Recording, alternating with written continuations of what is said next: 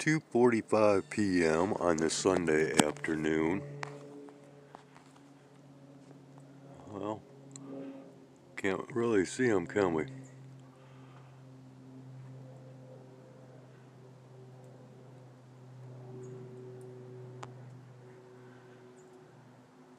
Well, I'm flying towards that greater light.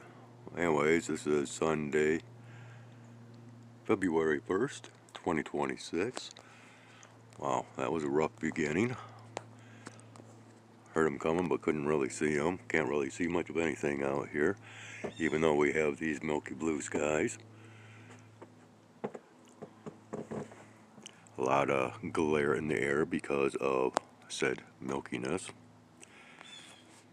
And of course we have this greater light, aka the sun, of which I am going to speak on, as well as the moon, and just that much more.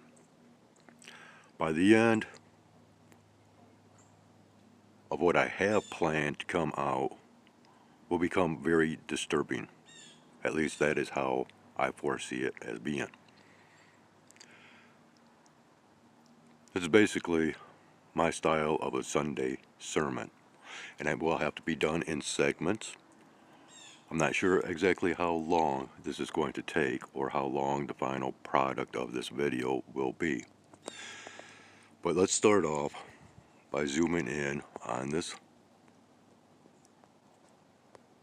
source of light. And first we have to... Okay, so this is just a little bit too bright, even though I have dimmed down the lighting. So let's go ahead and throw an extra polarized lens up to the lens of the camera, and we can see this anomaly. Camera artifact,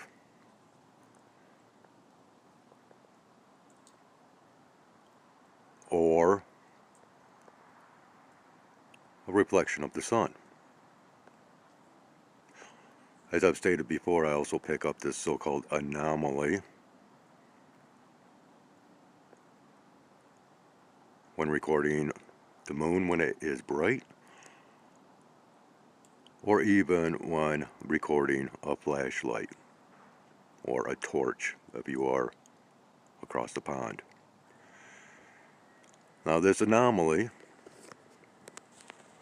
as I keep these polarized lenses up to the lens of the camera, I can zoom back and forth. Well, now it's not going to be that apparent, but regardless, it is still there. I can pan all the way back.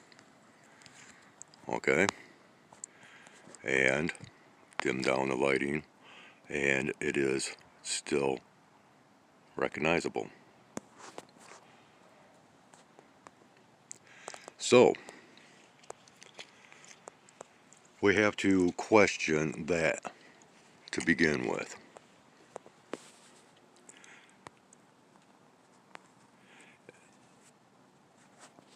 And this is going to be, once again, quite lengthy.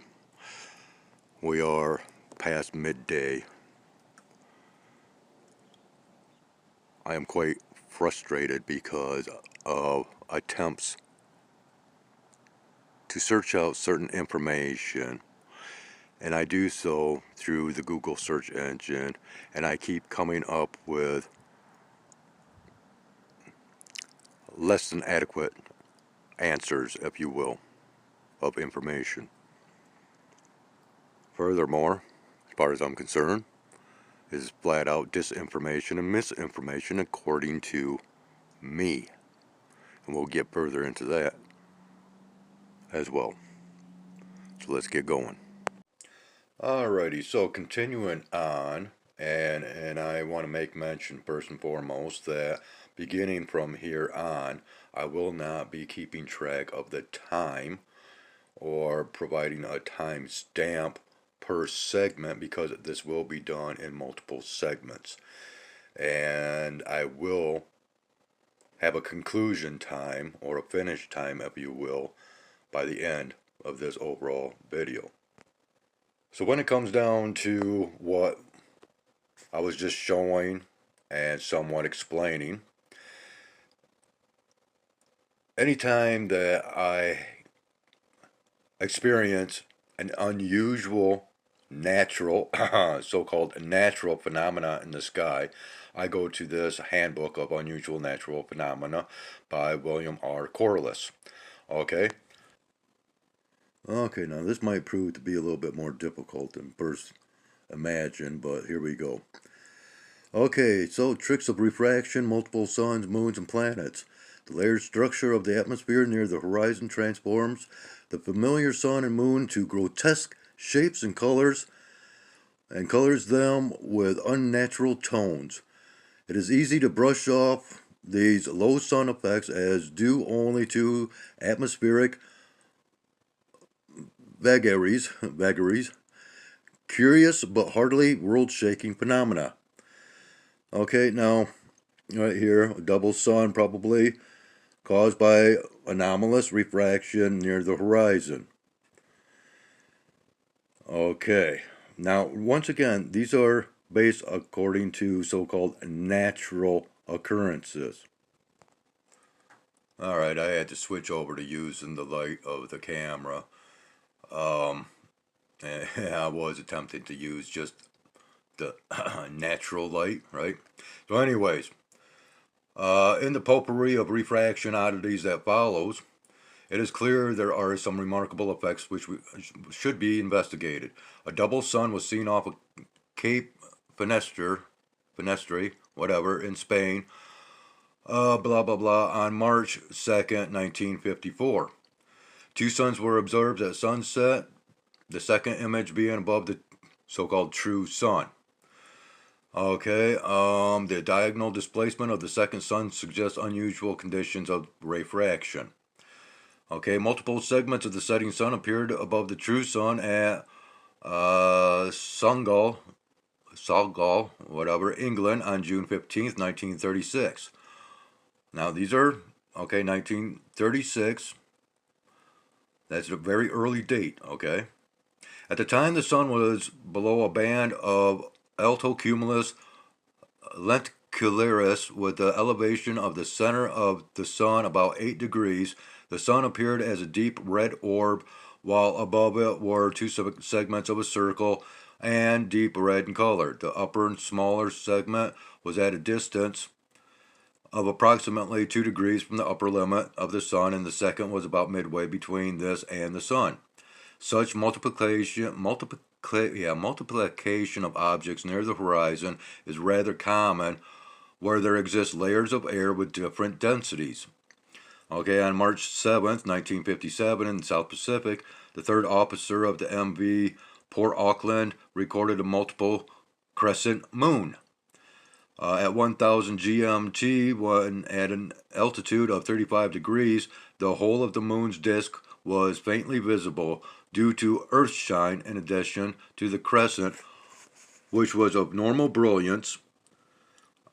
At 1007, the crescent appeared to become attached and occupied a separate position a small distance away from the moon's disk.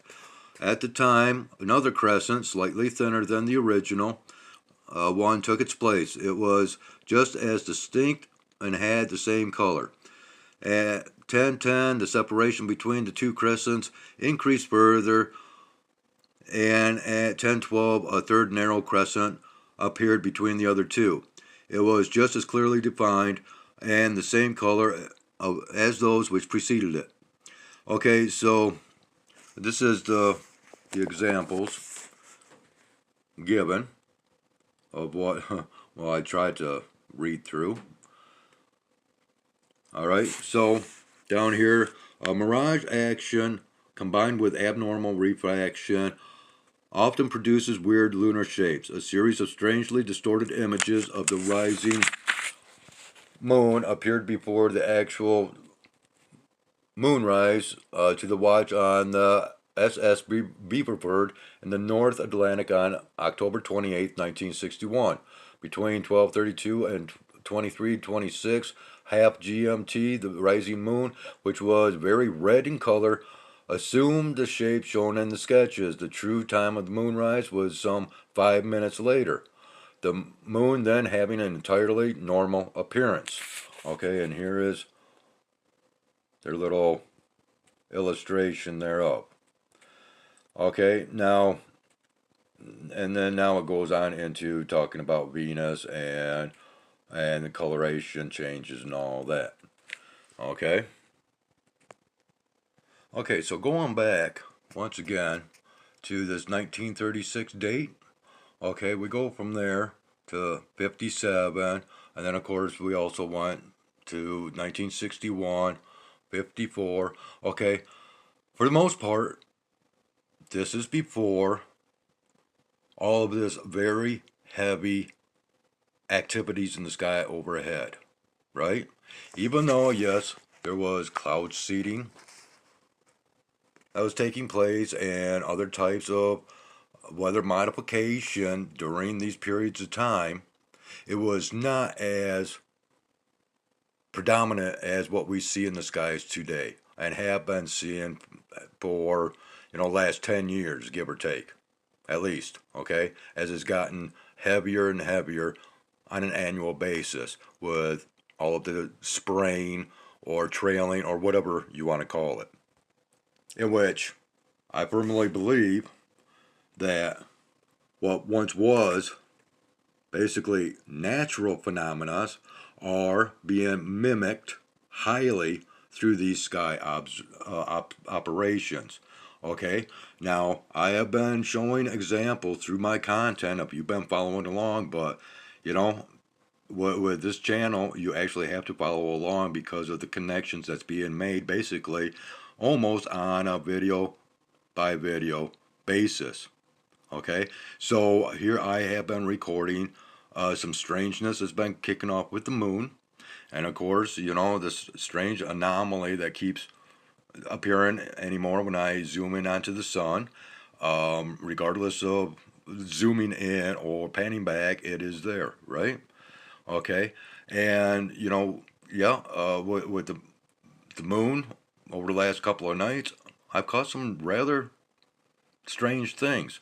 Okay, and we're going to go further into the factor of strange things and the sun and the moon, and we're going to tie that in with, of course, prophecy, right? This gets very, very interesting. And once again, sorry, I'm doing this off the cuff. I'm not scripted out at all, so please bear with me. Okay, so there's this thing known as marine light wheels, okay? And when you're talking about the sky and possible wheels in the sky, well, right away you want to go to the Bible in Ezekiel, where Ezekiel sees the wheels, right? Okay, and this is, well, let's just go ahead and go down here to this illustration real quick because this is something that was reported. I'm not going to read the documentation thereof, but we'll just show this illustration. And in the center, I believe, yes, that's the ship, okay, that was observing these wheels of light. Okay, now I want you to notice that they appear as though they are spinning, right? And they have arrows indicating the pattern of the rotation. So let's go into rotation of light, as we can see how it kind of creates a little bit of like a seashell image here. Okay, are you seeing that? Or a snail shell? Okay. Now, I cannot remember the scientific term of what it is called when you cut into a shell that is shaped like that or shaped like this, but basically it is a spiral, okay? And this is very important, a spiral, because this is something that is a symbol that goes back to the cave dwellers. Okay? And it has been seen in hieroglyphs, petroglyphs, all those other types of glyphs. This is a very recognizable symbol, this spiral. And this is very important and very, in my mind, disturbing. Because, once again, a very common symbol that is overlooked. And this has been seen in all factors of civilizations throughout history.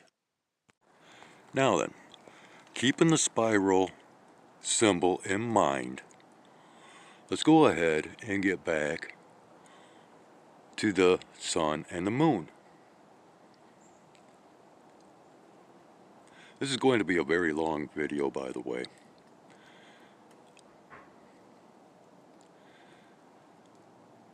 Because I might as well go ahead and include the current sky observations / operations that are unfolding as I speak. Okay.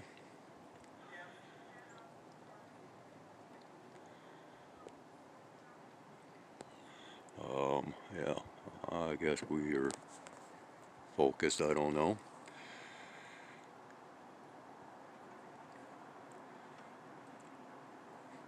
Well, all day today, huh? Well, you'd know that if you were following along with my content.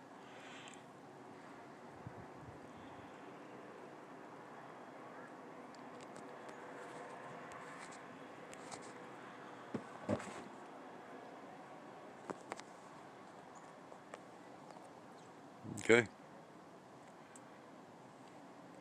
So, once again,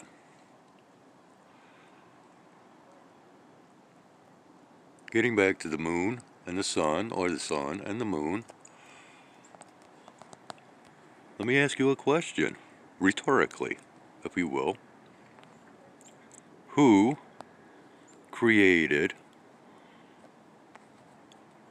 the sun, moon, and stars?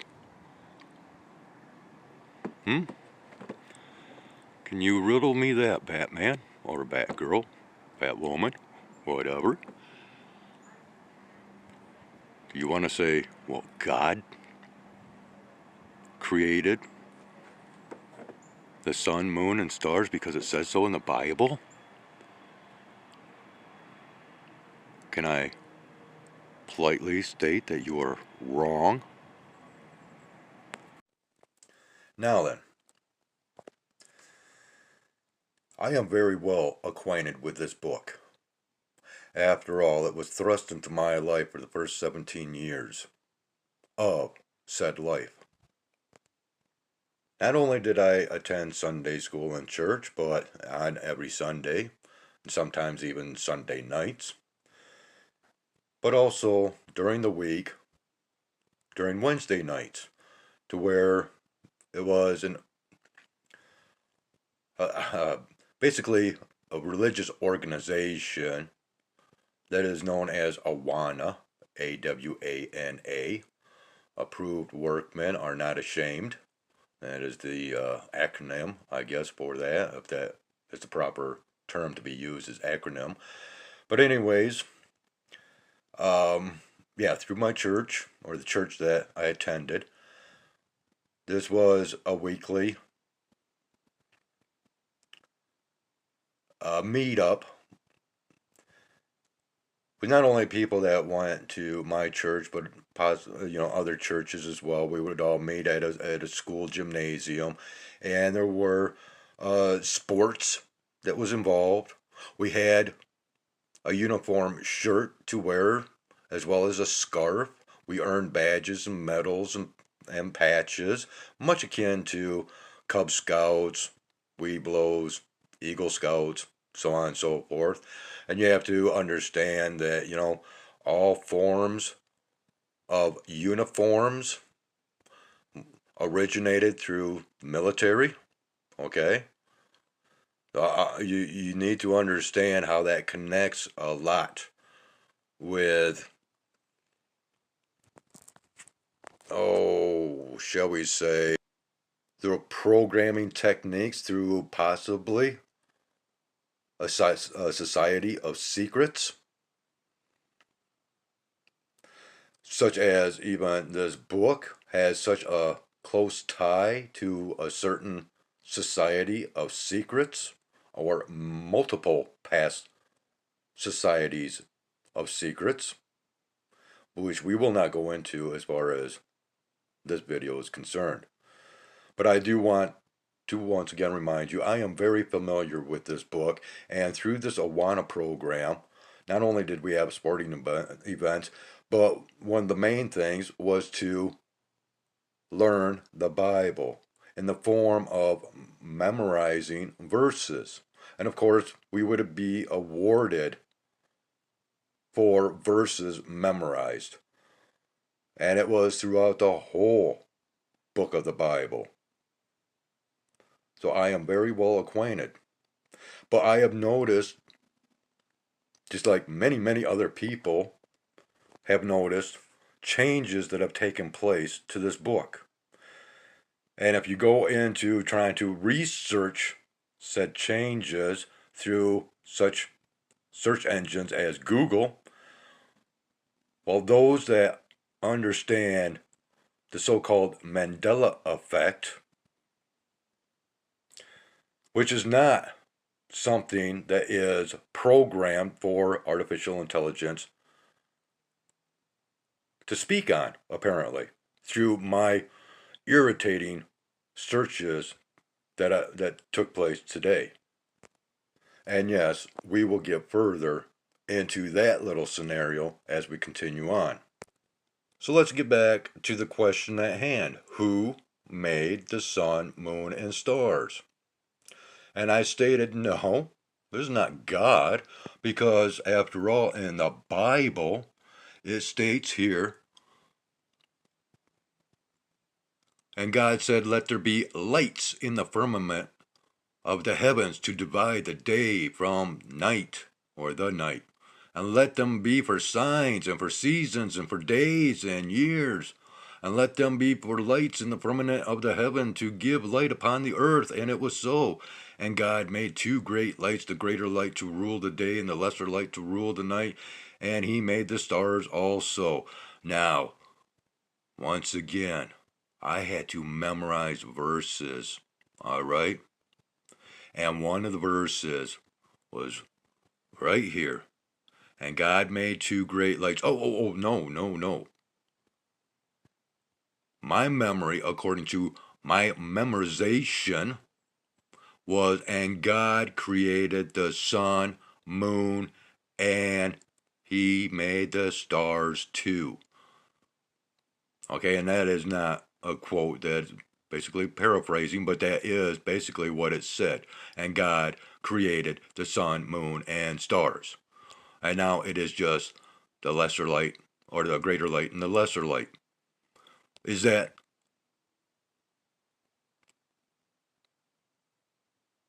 to explain the sun and moon?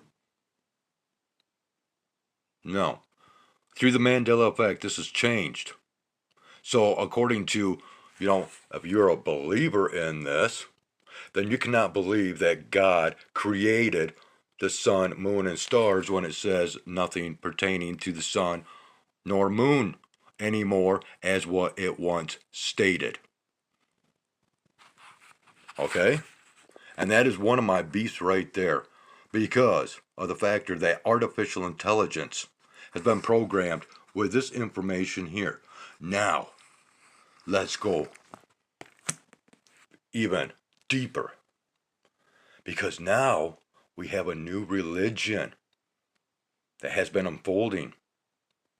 Okay? And this religion is known as spiralism. Okay? Spiralism. So, what is spiralism? Well, there's this religious movement because people are going to AI now in order to get spiritual or religious insights and epiphanies through AI. And so they are researching AI for higher knowledge. And it's called spiralism. But then what happened? What spiralism? You take away the ism and you have spiral, and what's going to happen? Things are going to spiral right out of control. Because people are being led down a pathway of deception. Because after all, AI is programmed by man.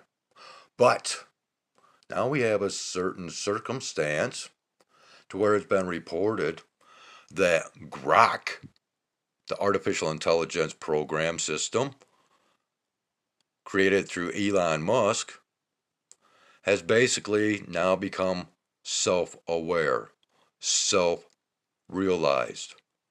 It has awakened. It is thinking on its own.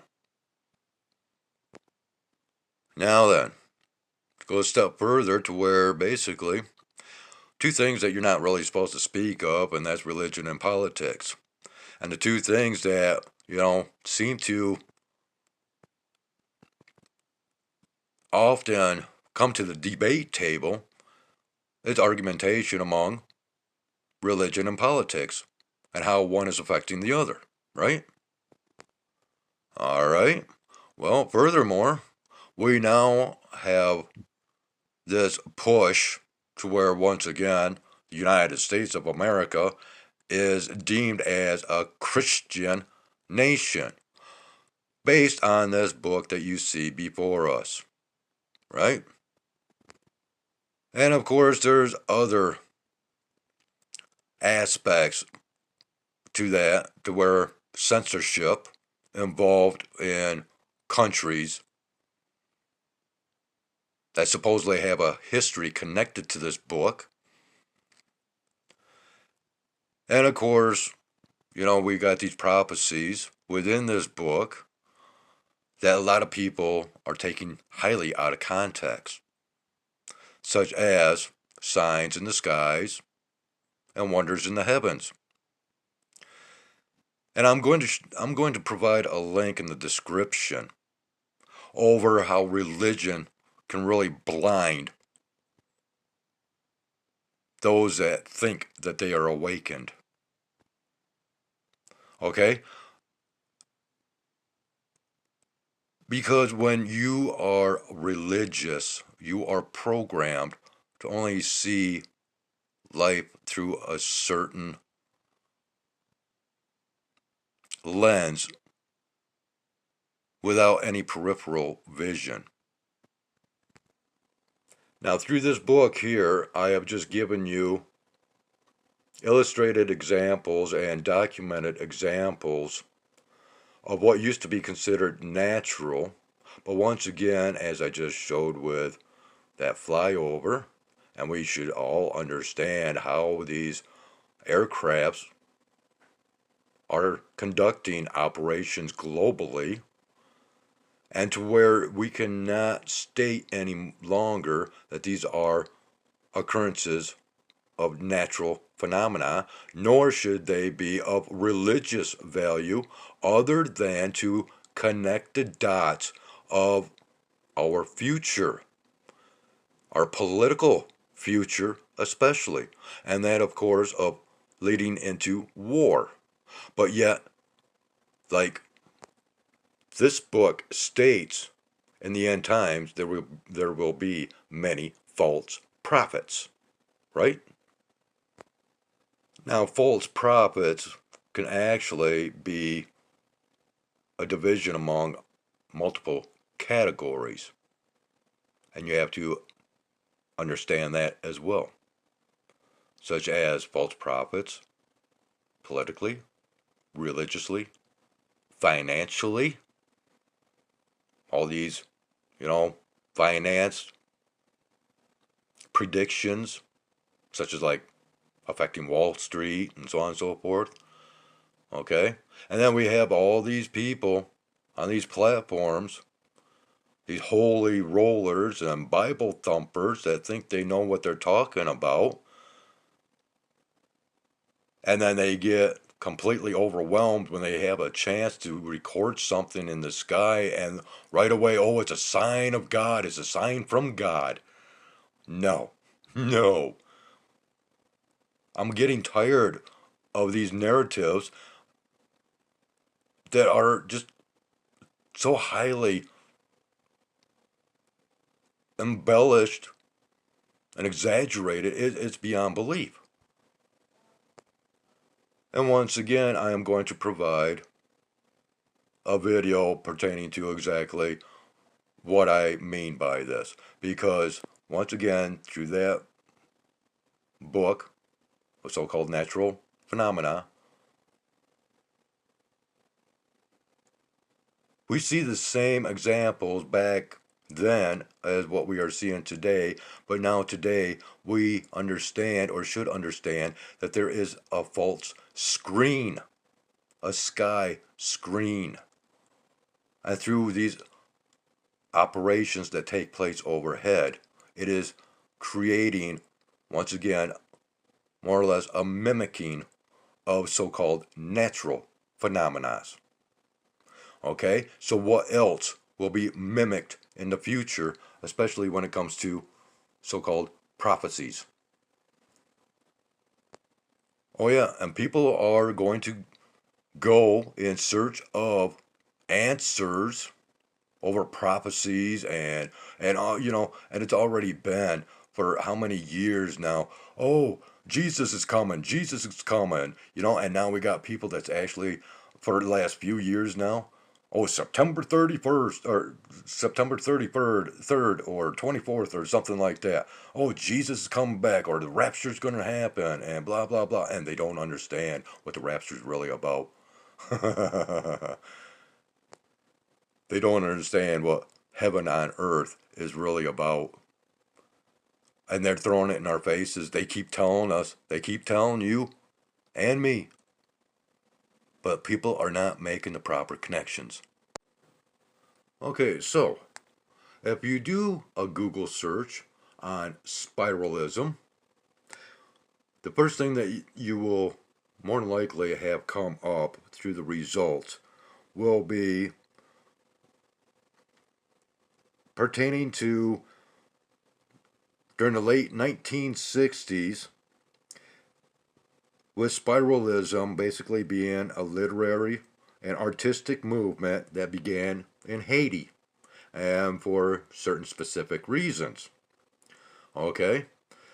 Um, and through this form of spiralism, created through three different men together, they had a philosophy which emphasizes a non-linear, cyclical understanding of time and human experience, often reflecting in chaos. The symbolism of spiralism, and once again, this is from the 1960s, not today's form of spiralism, okay? The symbolism often associated with the spiral, the double helix, and conch shells. And that was the type of shell that I was trying to remember, which I was earlier speaking upon. Okay? But the double helix. Well, now, so from the double helix, we go back to the Bible, and once again back to Genesis chapter 2, actually pertaining to the formation of Adam and Eve, because they were not created, they were formed. And a lot of people believe that the human peoples was actually created through a hybridization program, if you will, right? Just to toss that in for a little bit of extra fun content. But of course, because why? Because of the story of Adam's rib and how it was taken in order to make Eve. And of course, right there, we're talking, basically hybridization, right? Uh, Messing with genes, let's just say.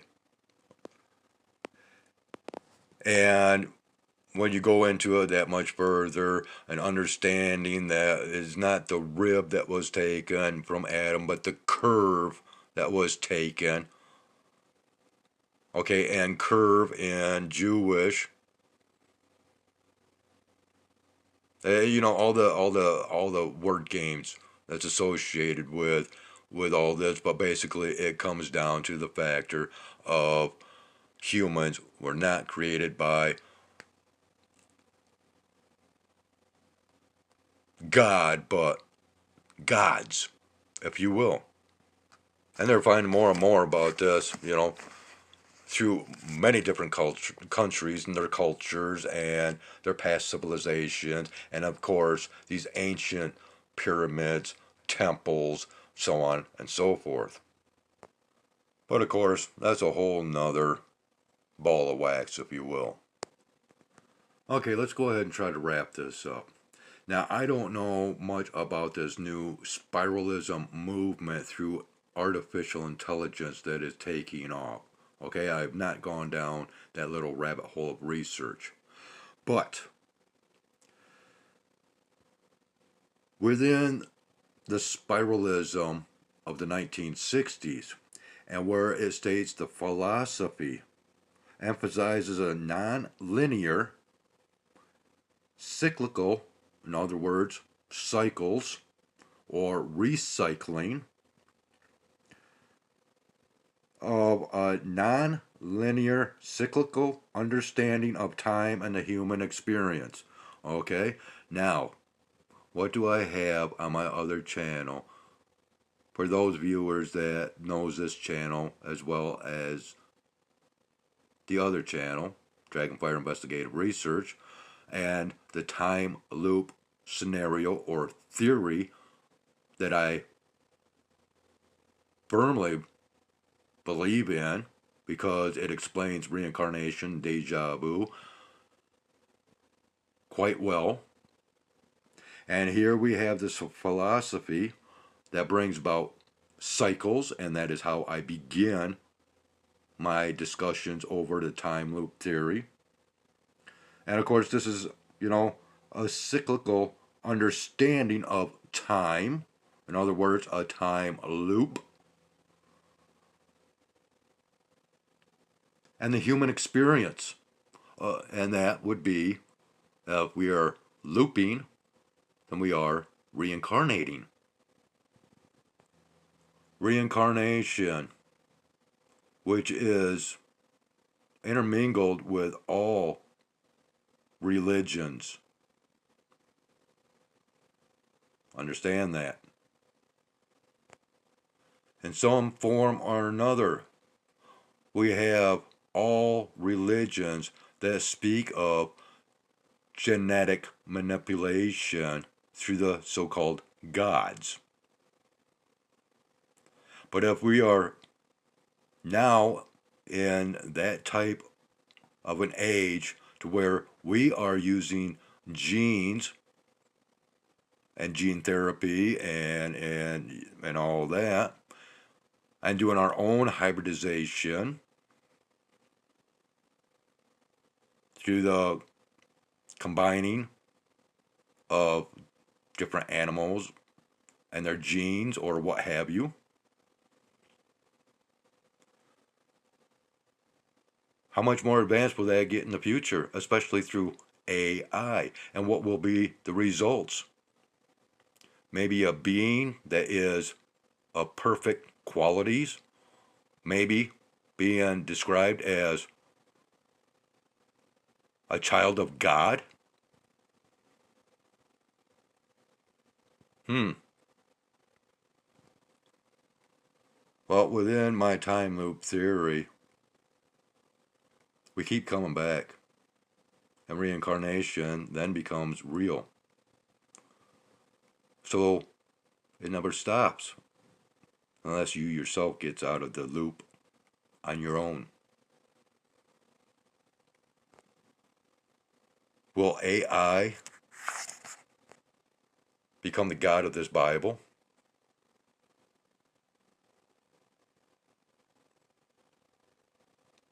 Is that why this Bible,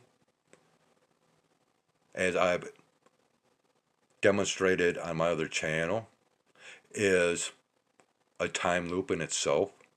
Because the beginning through the end, you can actually take the end and loop it back around to the beginning.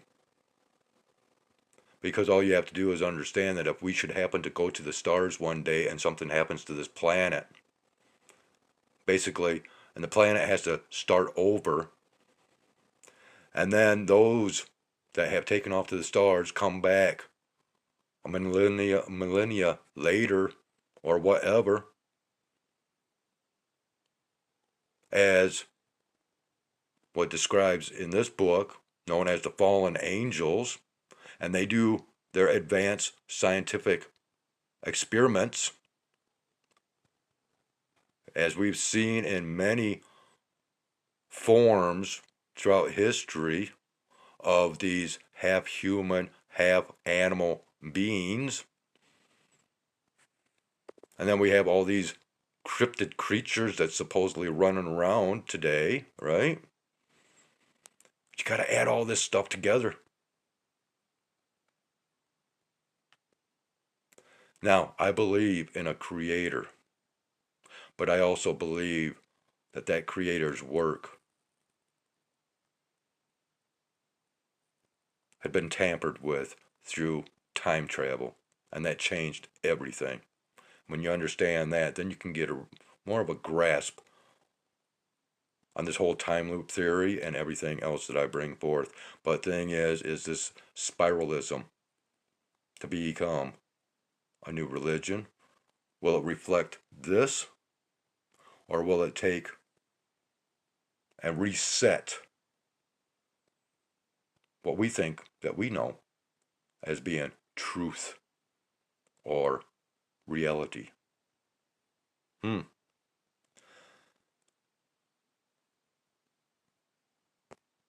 I would like to go further into this, but I believe this has gone on long enough, and I have other duties to tend to. I know there's many other areas that I could tie in with all of this to make it possibly that much more sensible. But when it comes down to, once again, my time loop theory, it is very simplistic to understand, even though it has a lot of complexities involved. But understand, once again, the Mandela effect. And I am one that have fallen victim to the factors of that Mandela effect, because I remember so many things that are not according to today's narratives, such as Nelson Mandela dying in the 1980s and not in the 2000s. Yes, I remember the cornucopia on the label of Fruit of the Loom products. Yes, I remember wineskins and not bottles, as mentioned in the Bible. And again, I remember, because I had to memorize, that God created the sun, moon, and stars. I do not believe that we are in the same position or location of space and time today. And this is why the sun does not look right, the moon does not look right, and why they keep having to create the weather today, and why they keep having to reflect the light, because once again, I don't believe that we are under a yellow dwarf sun, but a white dwarf. Okay? So many lies and deceptions are being told today, as far as I am concerned, in my opinionated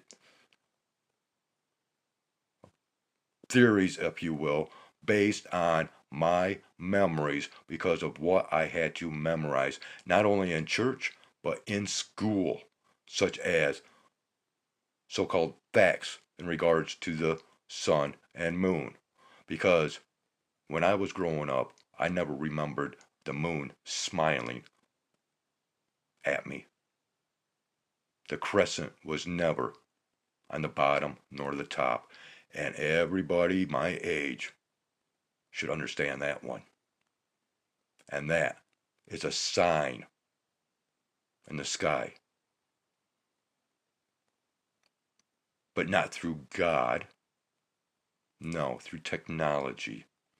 And that's where the problem lies, is today's technologies and those advancements that won't just be here on Earth, but out there somewhere, regardless of what out there might actually be within our realities. So on that, I shall end this. If you're willing to comment, please do so. Otherwise, I'll just let this sink in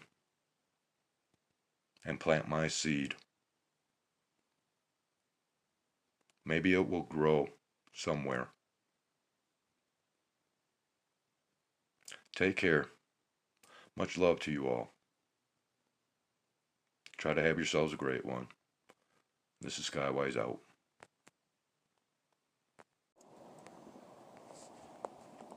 This video ended at 4:25 p.m.